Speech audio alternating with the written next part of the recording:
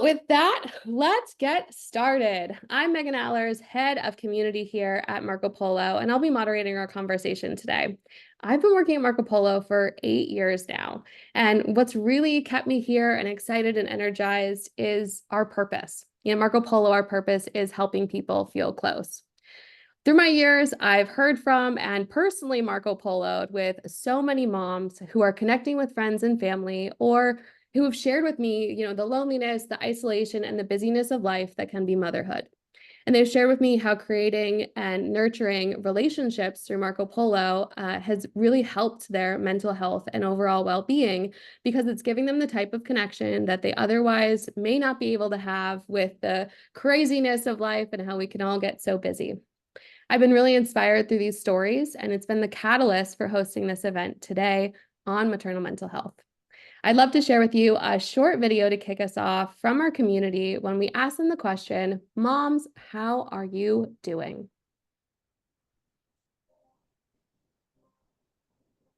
Honestly, 80% of the time I'm really good, right? Because I'm juggling all these things. But there is like probably 20% where there's sometimes I'm like, oh my gosh, do I have to be a mom today? Not okay. I'm not okay. Waiting to the last possible minute to pick up my kid from preschool. That tells you anything. I'm tired.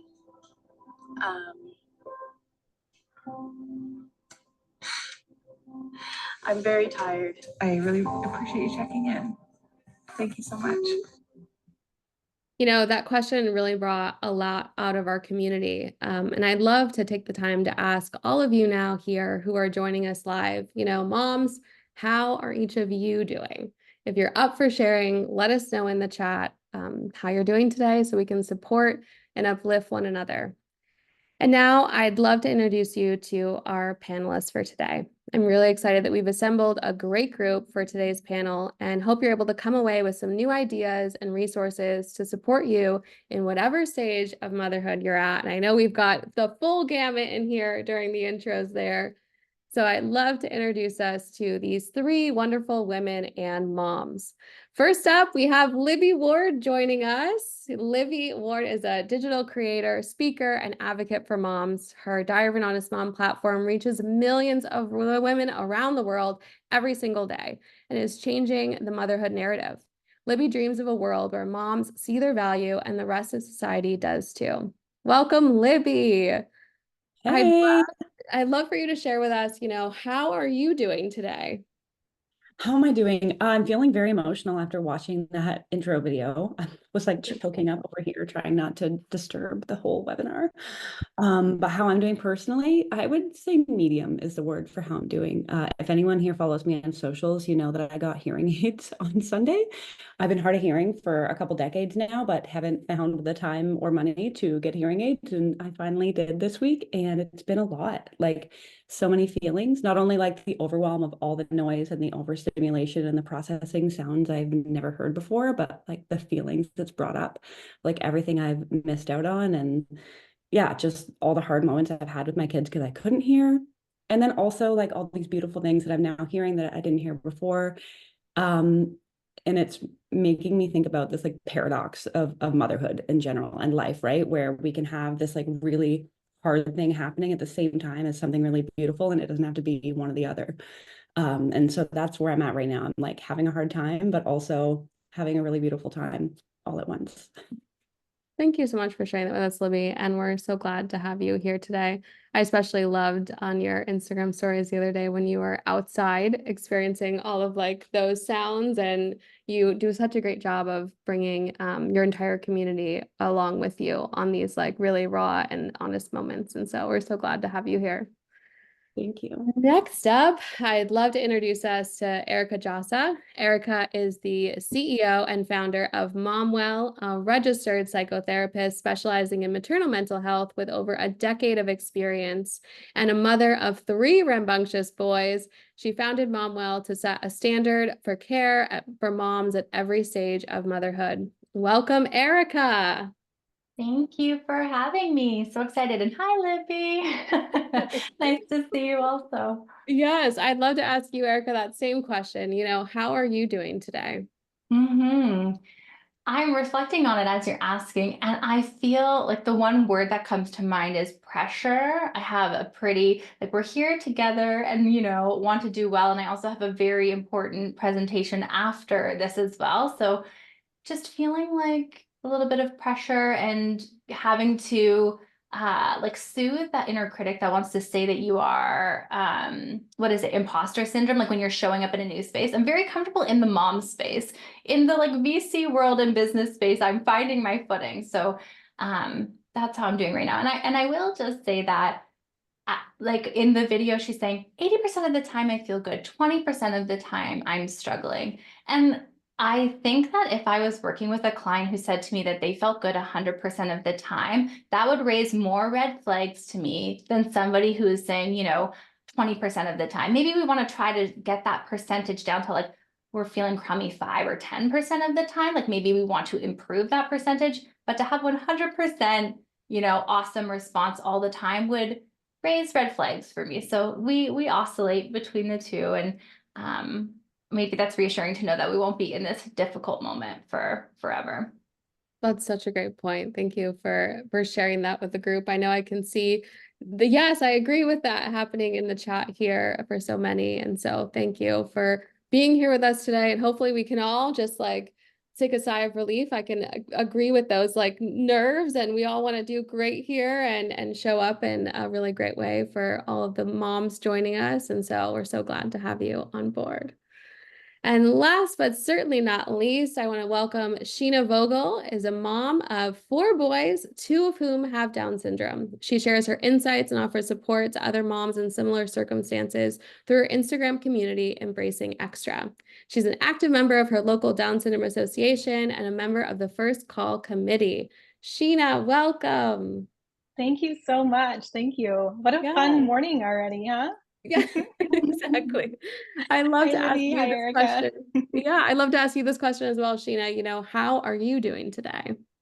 Yeah, thank you so much. I am also feeling really emotional, especially following that video and really leading up to today. It took a lot of digging into places that I maybe haven't thought of or talked about openly in some time to prep myself for today. And I'm so excited to just show that self here with all of you and sit beside all of these new moms, grandmas, new grandmas, all the people that are here, because it's a place that needs to be talked about so much. And really, I've just been in this weird place, kind of like what you said, Erica, about imposter syndrome. My oldest son, Carter, is 8 years old. And I don't know what it is, but there's been something lately where I'm just realizing he's 8 and I don't even remember those 8 years. I mean, obviously I have some things, and then my youngest is 3, and I just feel like I'm juggling this job that I love, that recently I just got like more work thrown at me. And then I'm juggling home, which I also love. And I'm the type of personality that just wants to constantly just show up and be my full self all the time. But man, I'm really becoming this like master generalist in both zones, and that doesn't feel good. Like I still don't feel balanced in either place. So yeah, I think today I'm feeling like all sorts of emotions and trying to find my footing as I just want to do great in both areas. So yeah. Well, as you were chatting there, Sheena, there's so many moms who are in the chat saying that they too are special needs moms, and they're so excited to see you on here. So thank you so much for joining us. Yeah, I'm so glad they're here. I'm rocking my gear, for all those mamas. Yes. Before we get started with the panel, we have one more guest that I'd like to introduce with you to share with us today about why a video chat app is talking about maternal mental health. And so I thought, what better person to share about why Marco Polo is talking about maternal mental health than our own CEO and co-founder, Vlada Bortnik. Vlada, excited to have you on here today. Hi, thank you so much for having me.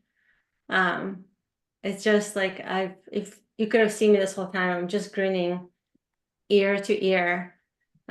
Because being in a space with all of you is like, this is my jam. This is my favorite part of the job. And you know, to be virtually surrounded by moms and feeling that energy is just like overwhelming and grateful and emotional. And yeah, I'm just feeling a lot of gratitude. They're all showing up, and right away, at the beginning of the call, already showing up as yourselves and authentically you. So thank you so much. And I'm just soaking all this in. And if I had a magic wand, I would have like turned on all the cameras. So I could see all the faces and imagine all you smiling with me. But for now, I'll just keep it in my head because the Zoom technology has not caught up with my dream world just yet. Okay, so what I want to talk about is why is Marco Polo hosting this event for Maternal Health Month? And we can go to the next slide because I want you all to know our purpose. Our purpose is to help people feel close. And this has been our purpose since the very, very beginning. And so we're hosting this event because we very deeply care about your well-being. We very deeply care about mental health. And we know how important relationships and feeling close to your loved ones, how much that impacts your well-being and mental health. And this purpose is something that's been with us. I mean, it really came before the actual company. Before we knew exactly what it is we're going to do, this purpose came about. And I think the fact that it came first is what sets us apart from so many other companies around there. Every decision that we make, every hire that we make, every design decision, how we're going to make money on this, like all of this has the purpose at heart. And I really think this purpose-centered approach is what sets Marco Polo apart. And so we actually started working on Marco Polo in 2012. I was pregnant with our second daughter, and my first daughter was still a baby. They came very fast, one after another. And I was really struggling to meaningfully stay in touch with our family and my friends. Everybody was inundating me with like wanting to see the kids, hear their updates, what's going on in their life. And of course, I wanted that too. And frankly, I also wanted time to see my friends and have my support. And it was so hard.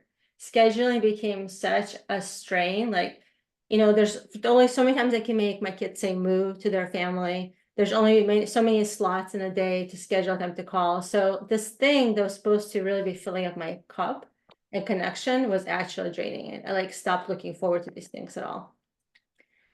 And so at the same time, my husband and I were rethinking what we want to do with our lives, because as you all have probably experienced, having kids changes a few priorities in life.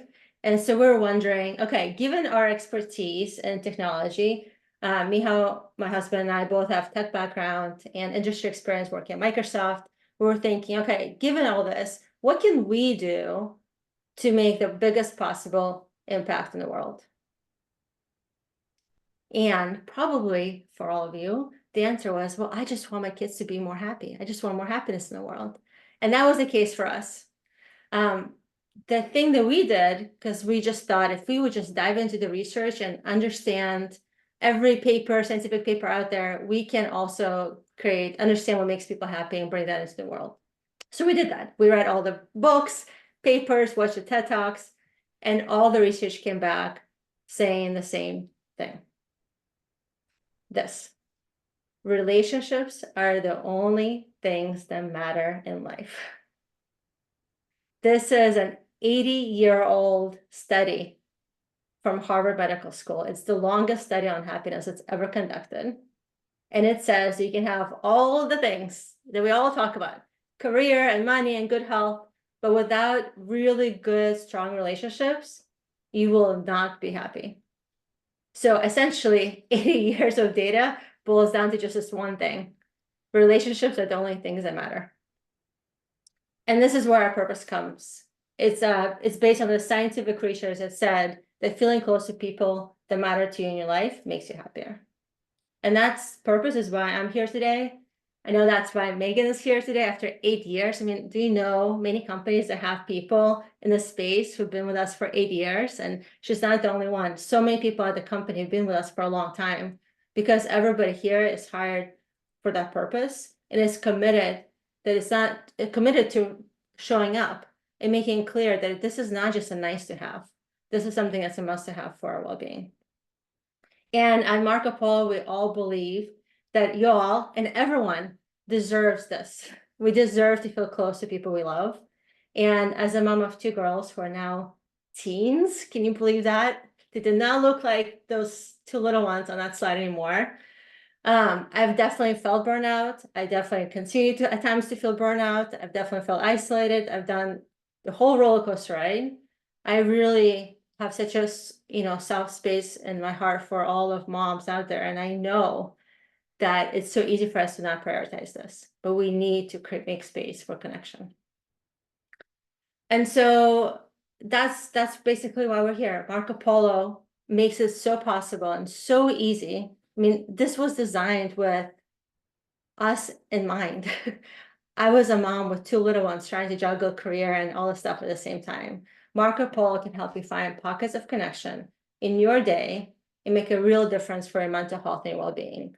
And for some moms, from what I'm hearing, they can actually be life-saving.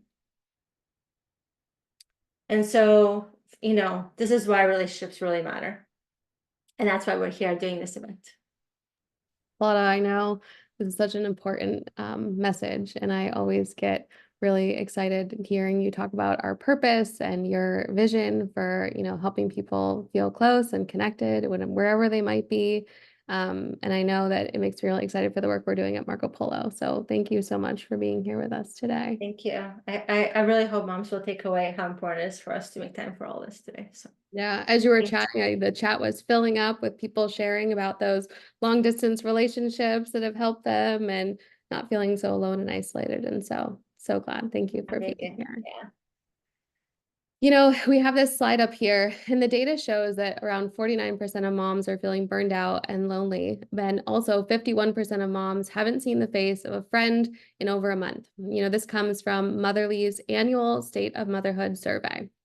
We just heard a lot of talk about how important connection is to your happiness and overall well-being, and that gets us to our topic today.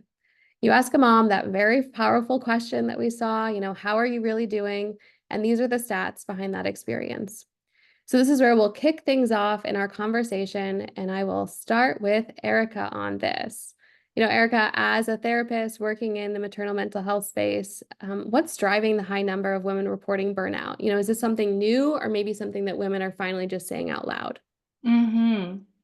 It's a really perfect storm in the millennial mothering and sort of Gen Z moving into mothering generations, because we've been told that we can be and do it all. I think a lot of us have heard that we need to do everything in that statement sometimes, but we're told to shatter glass ceilings, go after the things that we want, pursue our master's, our doctorate, all the things. And then we step into motherhood, and then all of the societal messaging shifts to, but you shouldn't want to, because you should be wholly and completely satisfied with your role as a mom.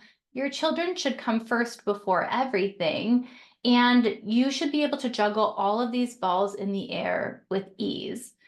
And if we look back just less than 75 years ago, in 1950, only 25 to 26% of moms worked outside of the home. And now 86 to 87% of moms work outside of the home. So we've got, 2 income earning households where I now have to go out and work full time to help support my family. And then we have the lion's share of domestic labor and care work still falling on the backs of mothers. And this perfect storm of the perfectionism that we see on social media and in society, mixed with the 2 roles, full-time roles that we have to juggle and carry without any redistribution in the home, I think really is the pressure that is building under the surface for how mom's mental health and well-being is doing. You bring up some really great points there. And I love the stats you brought in about working moms and how that shift has kind of happened. And it kind of brings me to my next question for Libby. With Diary of an Honest Mom, you've created a platform where you kind of talk about taboo topics that maybe moms and caregivers have been afraid to say out loud in the past, about the guilt, the loneliness, burnout, shame, the mental load of it all. What made you want to start saying that quiet part out loud? And what has the response been from your community with you sharing so openly? Such a big question to fit into so few minutes, but I'm going to give it a try. I struggled with a lot of the things that I talk about publicly now privately for a long time, and I felt really alone in those things. And, we've all got comments from other people where we feel judged or shamed, and it feels like you're not allowed to say it out loud.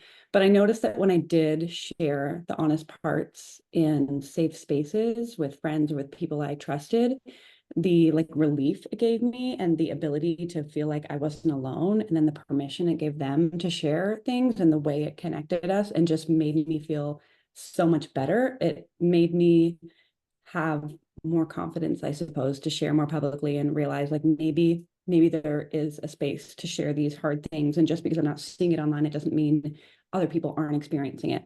So when the pandemic hit in 2020, I heard of this app called TikTok. Funny story, I was working in a school with some grade 7 children, and they were doing this arm dance thing. And I was like, what are you doing? And they were like, oh, it's a TikTok dance. And I was like, what's TikTok?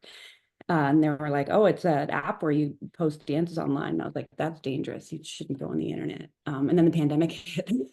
And then I was like, oh, I'm going to see what this whole TikTok thing is about. And I fell in love with the ability that people seem to have in sharing authentically and sharing the real behind the scenes, their lives, and sharing honestly about their mental health and all these different things that I wasn't seeing on other social media apps. And so I thought, oh, maybe this is the place I can just share in my little corner of the world and no one will ever see it. Maybe I can just say all the things out loud and no one's ever going to find it. My friends and family, it'll just be my little corner of the internet. And those are my famous last words. But turned out a lot more people resonated with the things I was going through than I realized. And it not only helped me to feel less alone, but it really lit a fire under my butt to be like, I want to do this more and say this more, because if I am the first person to say something out loud that someone else is experiencing in 2022, 2023, 2024, it just shows there's still so much more work to do and so many more honest things we need to share in order to change the narrative and help other moms feel less alone. And so it's helped me, and I see how much it helps other people. And I love seeing that social media has taken a bit of a pendulum swing, and you see more moms sharing about hard things, because it makes a really big difference. I can't believe, Libby, that you were like, I'm going to go on TikTok and share, and it could be my own personal space.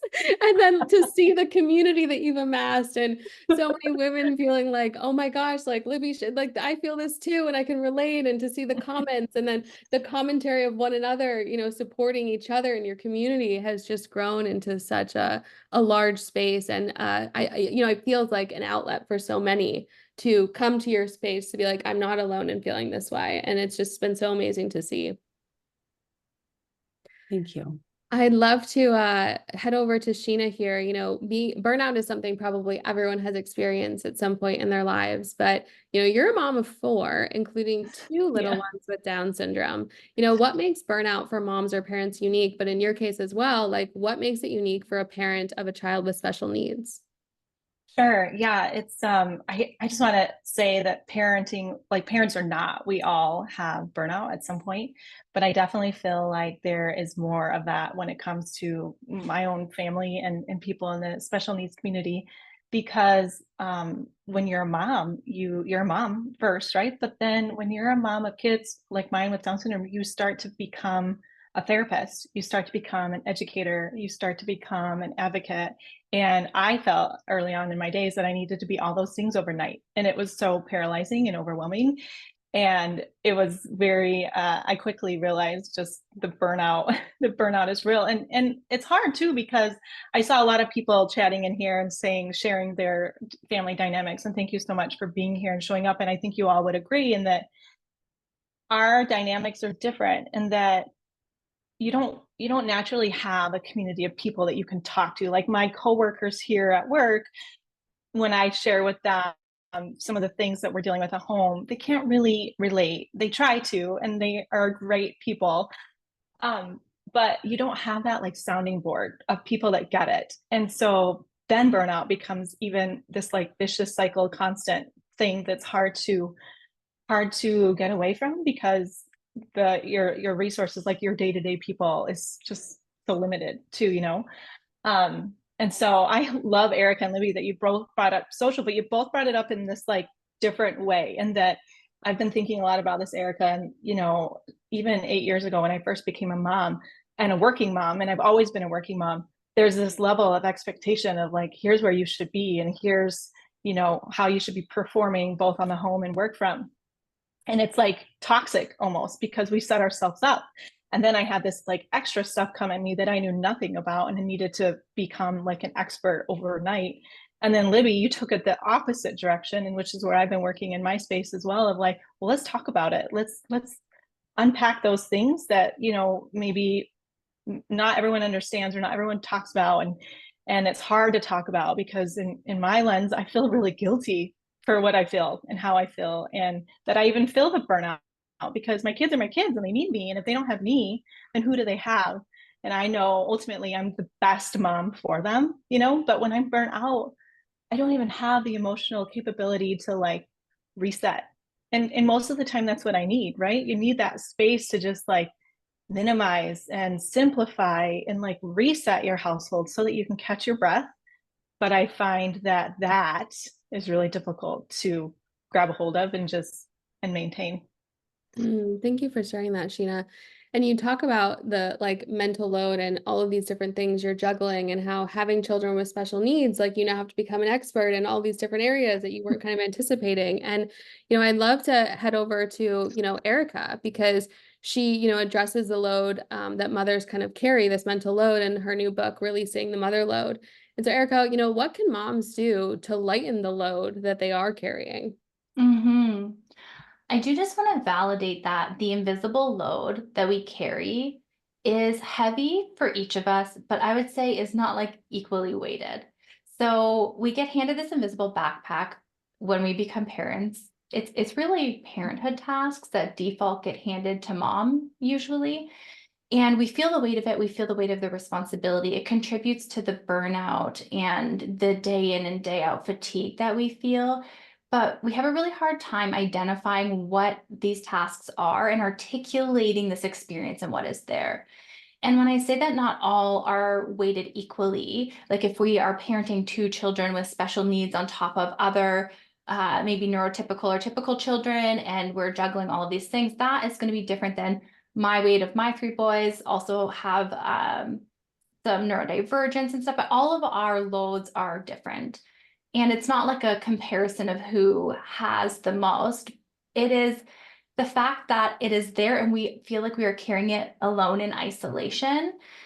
Because it is so invisible, it is not seen or acknowledged. So I think about, if you like think about this clear backpack that each of you carry, and you like fish your hand in and pull out a task, and maybe it is keeper of the laundry.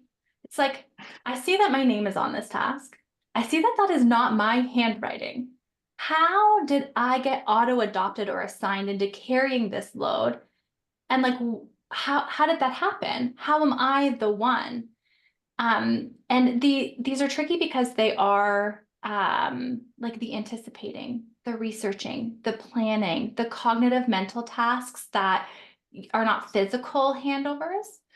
So I think that part of what really helps with the moms in my community on Instagram and the moms I work with is making this visible, giving it vocabulary, giving an ability to look at a list. I map them out in the book. I also have a free download if you're not interested in the book, and I know we'll circulate the resources. But I map out all of this invisible labor that is associated with the physical tasks so that, one, you can see it and have some compassion with yourself. Like Sheena, you're saying, you know, maybe you're looking at the morning routine of getting the kids out of the house for drop off for school, and you look at all the invisible things that have to be considered and orchestrated and organized in order to make that a smooth transition. And you can have some validation or like self-compassion and validate yourself to say like, that is a lot. That is a lot that I'm expecting of myself. Because we don't see it, we just assume we should be able to carry it all. And then once we can have some vocabulary and have some grace with ourselves, we have a tool then in these load maps to sit down with a partner or support system or whoever it is that we're, you know, living with, maybe generational homes and grandparents, and say like, who can take ownership of what domains that aren't, necessary for me to carry, or what things can I maybe just get rid of altogether, even that just add to the pressure and the weight that I'm carrying. I love, Erica, how you talked about making a load map. Like as you're imagining the invisible backpack, I'm thinking of the Dora Explorer backpack of like, okay, we got this on, but then like, let's pull everything out and let's kind of place it around. And I love that. So we'll definitely share that resource at the end for anyone looking to take the things out of their backpack and figure out where they might be and how we can kind of reallocate some things. Libby, you have been really open and honest about your struggles, and I'm curious, has there been anything that's helped you feel less alone in your journey as a mom? I realized I was on mute. Okay, here we go. I wanted to actually first speak to what Erica and Sheena were just talking about with burnout and the load and all of those pieces. And my kids are 7 and 9 now, but my youngest didn't speak till he was about 3.5. And so it took over our life, for nearly 4 years, where I was teaching him sign language and bringing him to speech therapy 3 times a week and occupational therapy and all the different things that no one else in my life, was really like dealing with in the same way. And it was so heavy.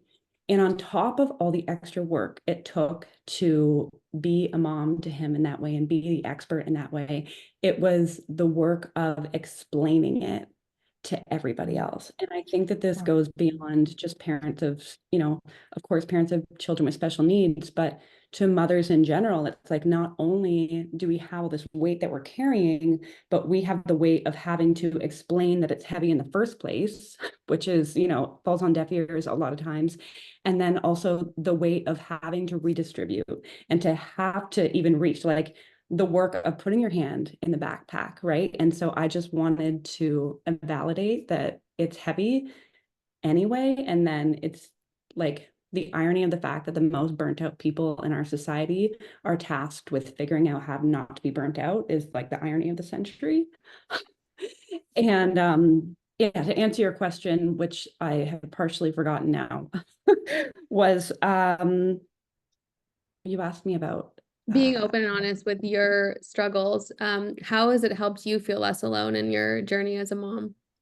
Oh, well, in so many ways, right? Like literally being able to say, oh my goodness, when I woke up last night and I had to feed the baby, I wanted to smother my husband for snoring because he didn't even hear the baby wake up, and having to looking at my friend and having her go, I know exactly what that feels like the level of shame that just like lifts off me, and the level of like guilt and the level of like feeling like I'm a bad person for having those thoughts or for having those moments or for thinking I'm a bad mom, even for having these like negative feelings or experiences is immense.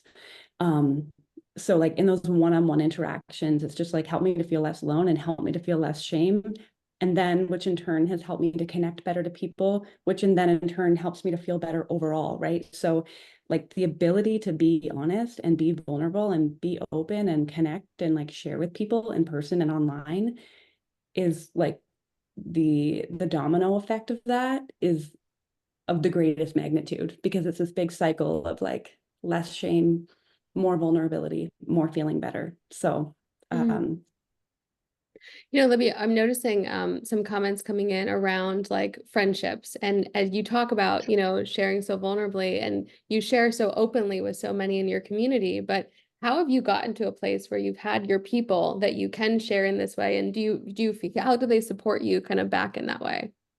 Well, I mean, it's taken time, and I've made friendships and lost friendships, and some have grown and some have fizzled out, and some have had like major friend breakups that feel like a bigger breakup than like a boyfriend. And so I just want to say, like, I'm not perfect in the friendship department, but one thing I've noticed in being able to be vulnerable with people is this element of testing. Like when I begin a relationship with someone, if I share a little thing and the response can hold space for two things being true at the same time, and the response can show compassion and empathy, and there's no manipulation or no like toxic positivity, then maybe next time I'm a little bit more willing to be more open. And then if they reciprocate, then it feels more safe, right? And so every time I'm like making a friendship and building a friendship, I'm looking at all those little interactions as like, is this a safe place for me to be open? And not every friendship is like that. And I think that's part of what makes it so hard to make friends, especially as an adult, especially as a mom, when we feel judged and we feel shamed and we feel all those like being scared of being vulnerable. But being able to just test and figure out like, where are the boundaries here and where can I share more? And maybe if this person isn't safe, that doesn't mean that I should just close off and be like, friends aren't for me. It just means maybe like, let's find someone different. And so I would say like me sharing publicly is totally different than sharing with a friend. But for most of the people here, you're not going to be sharing publicly on a platform to millions of people. And that's like a whole other conversation. But in terms of like friendships, it's really like testing that, like the safety of the friendship for me, that has helped me over time and helped me to be burned less often, because I can like see those red flags earlier. I don't know if that answers your question. Yeah, that was great. And I think too, like we hear so often about like sharing the mundane, like little moments and how that can kind of build, and you really spoke to that. So some great suggestions there for our Q&A portion. I want to head over to, Sheena, because I'm curious, what has worked for you and what have you done to really create a space for yourself to be open and honest about your experience in motherhood? Sure. Before I answer that though, Libby, I just want to say thank you for sharing your journey about your youngest and the challenges with speech, and the fact that the additional load is explaining things to people. Something that recently happened in my household is not only do I have to unpack our differences, whether it becomes like our communication devices or our trips to parks and what that entails, etc. I've recently started getting questions from my kids, from my oldest. And so now it's like an added layer of explaining to him why the differences. And it's sort of like gut wrenching, but I knew it was coming, but it's been coming a lot lately, and it's just been hard. So I appreciate you bringing that up and just sharing. So your question about what's been working, before I get there, I just want to take a step back 6 years ago and share that I was in this place of, oh, I've got this. I totally figured out this mom thing. Look at me, I'm rocking it. Let's just have all the babies. And I was totally fooling myself. I was living a lie, and I had my son, and I had a surprise birth diagnosis of Down syndrome. And I went into the deepest, darkest hole I could find. And my mom, who's no longer in this life, looked right at me and she said, "You do not look at this son in the same way that you did your first son, and I'm worried about you." And I was so mad at her that she would even say such a hurtful thing. But at the same time, it's what I needed, because it pulled me out of that funk, and it made me realize and own and be real to myself that I was in trouble and that I needed help. And so I turned to social. That's when I started my platform of Embracing Extra, and I started to share all the ugly and talk about it. Because for me, I'm a verbal processor. Like, in order for me to move on, I just have to talk it aloud, and I have to just lay it out there. No wordsmithing, just share it as it is. Yeah. Word processors unite, and that has been instrumental to my journey of healing and going through that process of grief, because I realized, oh my gosh, other people were feeling the exact same way I was feeling. I also got really connected in with the local, like my midwives had recommended a monthly or a weekly meetup for postpartum moms, where I literally, you guys would show up every night and just bawl. I just would cry because it was a safe place to do that, and I needed to be able to do that.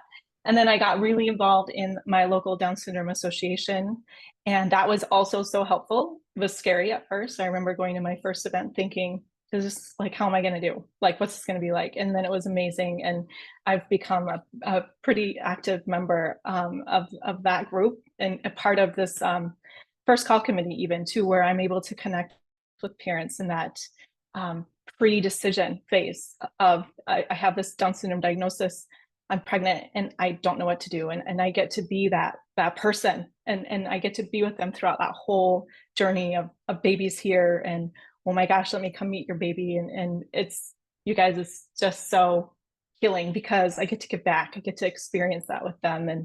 And then, you know, today, Marco Polo, I would be remiss if I wouldn't say how instrumental Marco Polo has been for me. So I discovered your app when I was pregnant with my last son, who's 3, so probably 4 years or so now. And that's been a tool that's been instrumental for me in my journey as well.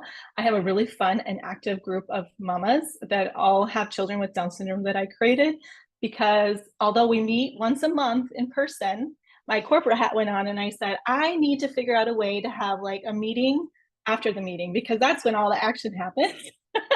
And so this Marco Polo thread has been that for me, where we just chat all day long. We talk about IEPs, we talk about surgeries, we talk about all the things, Libby, like you said, that you kind of have to like unpack, or Erica, you mentioned the like weighted load. If I have to sit in another IEP meeting where the educators only look at me when dad's right there next to me, I'm going to scream. And literally, if dad's not in the room and I'm able to say, hey, we're here together as a couple, can you like please include us both? I always do. And they're like, oh yeah. But I'm like, no, really, you need to stop that because it's filling up my, you know, invisible book bag. So anyways, there's a lot of things that I've been able to utilize in my day-to-day to just to help and to make things work better. So thanks for letting me answer that question, Megan.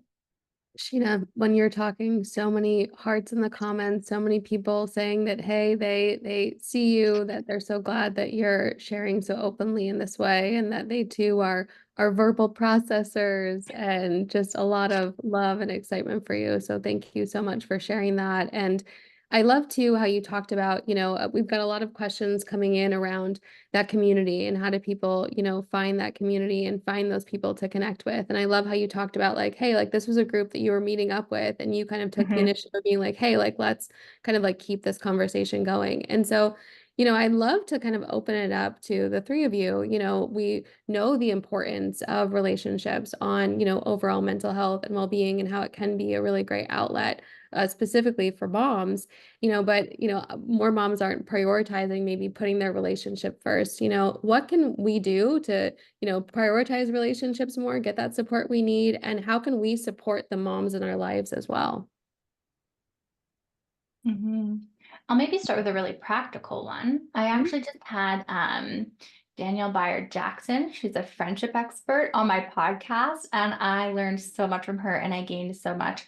One of the most practical things was like friendship rituals, because I think that we in motherhood get so busy. As somebody who's neurodivergent with ADHD, like if you are not in front of me, you do not exist for the temporary time being. So having like routines or rituals to, Marco Polo your friends, or like, we're going to do this together while we're watching Vanderpump Rules on Monday because we're going to react and go through what's happening, or whether it's Love is Blind or The Circle, like whatever your group is into.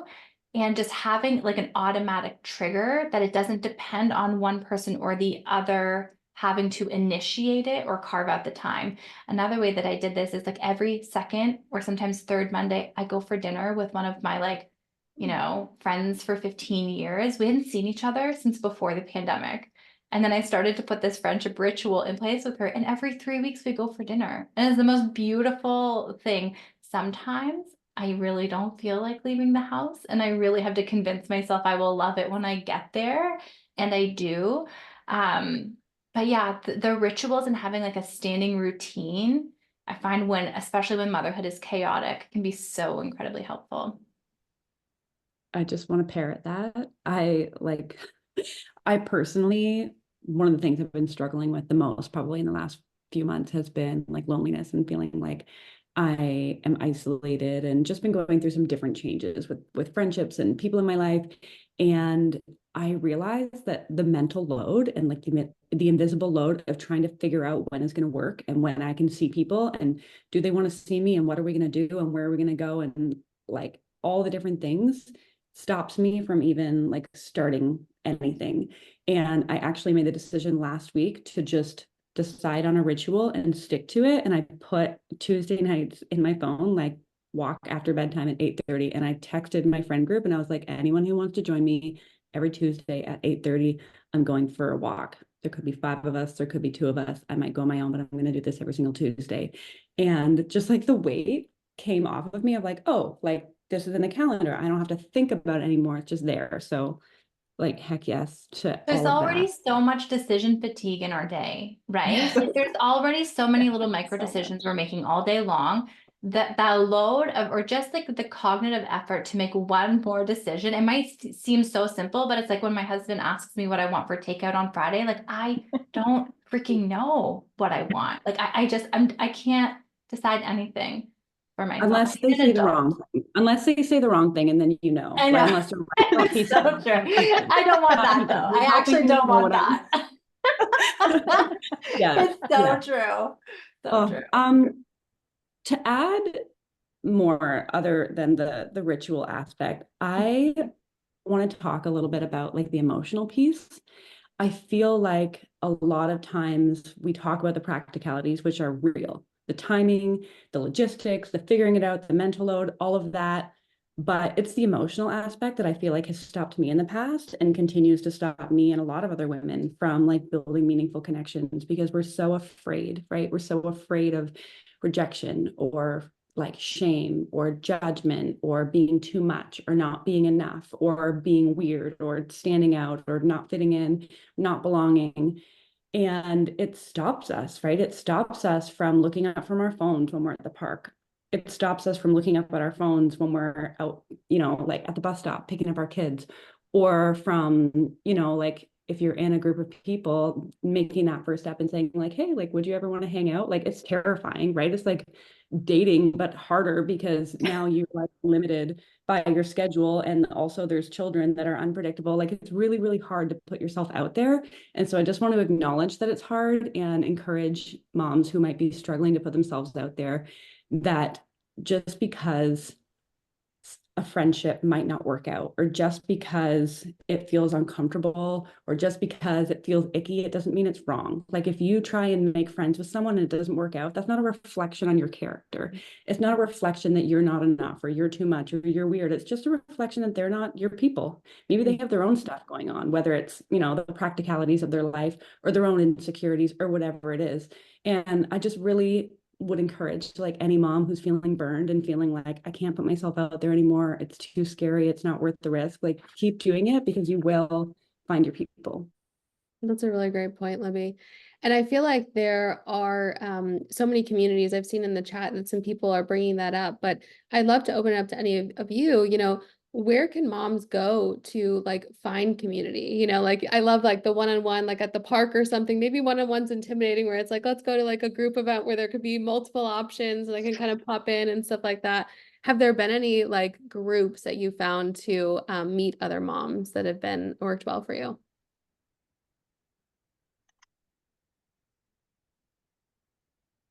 I think school is a good opportunity to meet other moms. I struggle though sometimes in that I have like amazing people around me, but oftentimes things will happen. And then I'm like, oh, that sounds like it would have been so much fun. And then they say, oh, I just assumed you were too busy. So back to like Libby, you said like reach out, connect with each other, no matter how busy you think someone is. But yeah, I think or like school functions are a great place to connect. But for me, like in-person events are fulfilling but harder. And so just online communities, my polo thread of my people. Yeah, once you find your people, it's you start to just really connect and have those deep-rooted conversations where you can just be you, and it doesn't really matter because that's who you are, and you don't need to, adjust or pivot. So for me, it's been the school groups and my little polo group of moms. And I know we also have, there's actually a community called Mothers Together as well that Megan Champion runs for moms of neurodivergent kids, where she pairs groups of moms together through Marco Polo. So it is virtual in that way. And I know that many people have found that community to be really helpful. And then I know there's the mix of like in-person communities as well. And we have a lot of people mentioning MomCo, formerly MOPS, that we have a lot of women that do meet in person that also then are able to connect virtually when in-person time doesn't doesn't match up. And so we'll share some of those resources out after our call today with what our community has kind of shared and the panelists here have shared as good options for kind of finding community as well. I want to make sure we got a couple more minutes left here and I want to get to it. I know that each of you have amazing platforms and communities.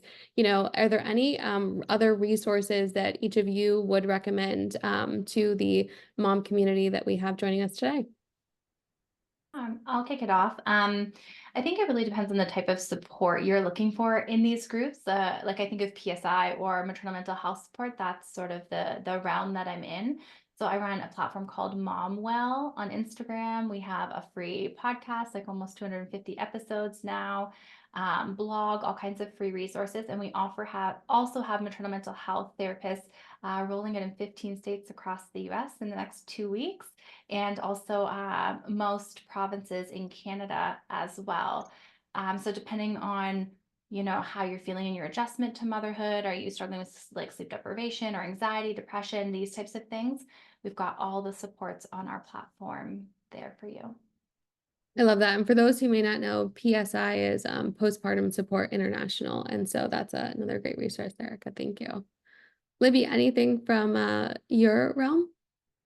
Well, I mean, obviously Marco Polo, I said in the chat earlier, I mean, I'm pretty sure Marco Polo has saved many of my friendships and with that, my sanity. So, clearly if you're not a Marco Polo user, you should be one. But I wanted to take a minute to talk about the journal that I made, which might not seem like it's for connecting with other people, but the reason I made it was because I struggled to let go of society's expectations and my own expectations of myself and to set priorities for my day. And I often found myself going to bed at night being like, I've been busy all day long, but I still feel like I haven't done enough. And I still feel like there's not enough of me to go around and I don't have time to take care of myself. And I'm still not even doing the things that I should be doing properly. And taking the time each morning and each night to get honest about what I was carrying and how what supports I had to carry it and whether my expectations were realistic helped me to realize that I needed to lower my expectations a bit and gave me the time back to myself for self-care, for building relationships, for friendships, for getting out of the house. It's if everybody else always comes first and the list always gets longer and you only have yourself at the end of the list and you're never going to get to yourself. But being able to lower my expectations and being conscious about what could go and what could stay helped me to make time to cultivate friendships and do other things for myself. So I'm doing a challenge actually. You can buy the journal, but I'm doing a challenge this month for Maternal Mental Health Month, the week after Mother's Day, and you can register now. And I made a free workbook that you can sign up to receive, and I'm going to journal live on Instagram every morning and every night at 9 p.m.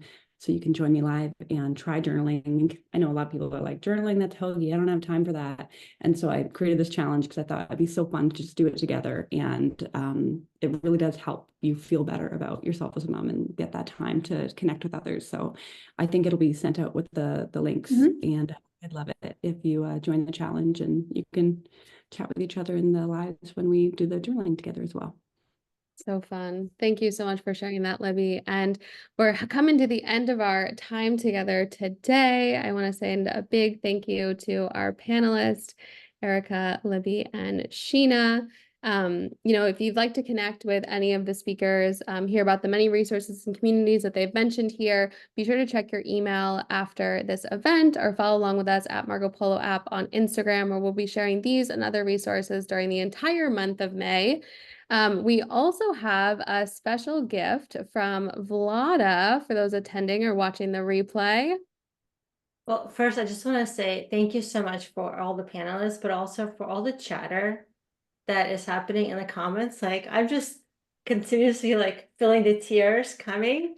It is so heartfelt to feel it's really lovely to be here with all of you and just being honest about what it's like to be a mom. It's really amazing. So thank you for participating. Really, really grateful. And as you all know, we're very much a purpose-driven company. Our purpose, again, is to help people feel close. And this kinds of conversations and the importance of relationships is really what we're all about. So Marco Polo has always been free and continues to be free for everybody.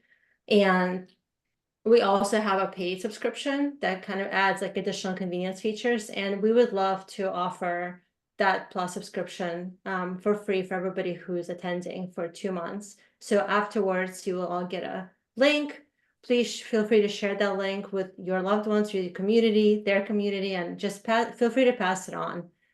Because as we all talked about, connection is so important, and I think Marco Polo will make it very easy for all of you to find time for those pockets of connections throughout the day. And I hope you enjoyed. Thank you. Thank you so much, Vlada. There has been a lot of great chatter going on here today. So thank you so much for those joining live. I want to end with a quote from the U.S. Surgeon General, Dr. Vivek Murthy, as he spoke about the epidemic of loneliness. You know, he said, "We are made to connect. Social connection is as essential to our long-term survival as food and water." You know, we showed earlier that parents and moms are especially impacted by loneliness, and as Vlada shared, connection with friends and family can really help. And if you take away, you know, just one thing from today, I know there's many things to take away. I hope it's how important it is to connect with the people in your life who help you feel less alone, give you a sense of belonging in this sometimes trying journey of motherhood. I encourage each of you to reach out, to laugh, to cry, to support and uplift one another, because that's how we can individually begin to help chip away at the loneliness epidemic, because we all have a really important role to play in that. Thank you so much for joining us today, to our panelists for being here and sharing so openly and authentically. It's been a really wonderful conversation. And we really hope it's been very impactful for all attending and watching. So thank you so, so much, and be on the lookout for that email with more resources and ways to connect. So thank you, everyone. Thank you Thanks, so much. Have a everybody. great day, Thank you. everyone. Bye, everyone. Bye. Bye.